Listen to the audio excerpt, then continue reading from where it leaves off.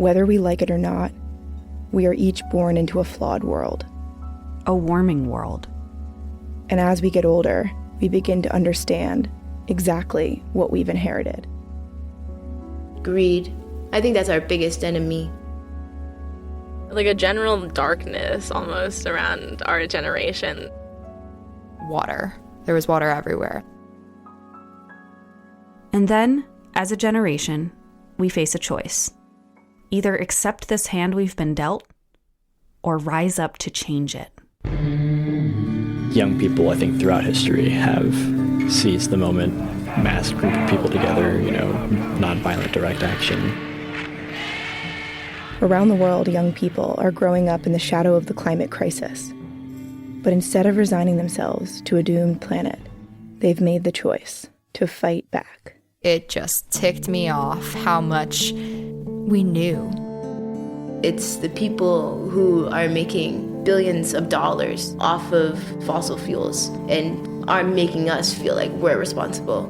Their greatest threat to profit right now are the climate strikers. Nobody needs $1 billion. Nobody needs even close to that. They're learning from all those who have come before, those who have fought for the right to vote, to love, to be equal, to live. I think that we're doing what people have done in the past. We're saying we see something wrong and we're going to fix it. If a handful of people can affect so many lives, and what could thousands or millions of people fighting for justice do? The youth climate movement has revolutionized the way we see our future. Their faces, their voices, and their actions have awakened the world to the injustice and enormity of the climate crisis. I was one of the 51 people arrested for sitting in Nancy Pelosi's office. I was just sitting in that hallway thinking about all the people in this country who've come before us, who have been fighting for these same causes. It finally felt like a turning point for the climate movement where you could finally see some hope that we could have a future that's livable for us, and this is what it's going to take. And what it takes is growing the movement. We were all organizing on Tinder last night.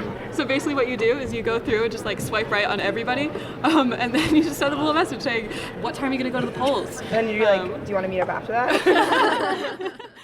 These young people come from everywhere, many from places and communities that have been directly impacted by climate change. The other big thing we heard was fire. There were fires in the Rockaways, and that was the scariest thing because they didn't say where. And there are as many different climate stories to tell as there are people on this earth. I am in the same room with 50 activists, and somebody asks, who here has been called the Greta Thunberg of their country? Every single hand on that room went up. And this girl from Sweden said, I've been called the Greta Thunberg of Sweden. And Greta's Swedish. She's the most sweet, humble girl in the world, right? It's not like she's even asking for this attention. We don't all have to be Greta Thunberg. We're not all Greta Thunberg. I got tired of that single story of what a climate activist should be. We all have our own stories. We all have our own experiences. And that's why we're here, to bring you those stories. Young people have decided to spend their childhoods, their lives, transforming the world they've been given. Someone's got to do it. I'm 27. I'm 21 years old. Now that I'm 18, I can vote. I could start changing the narrative at 15. I'm also 13 years old, so we'll see how things play out.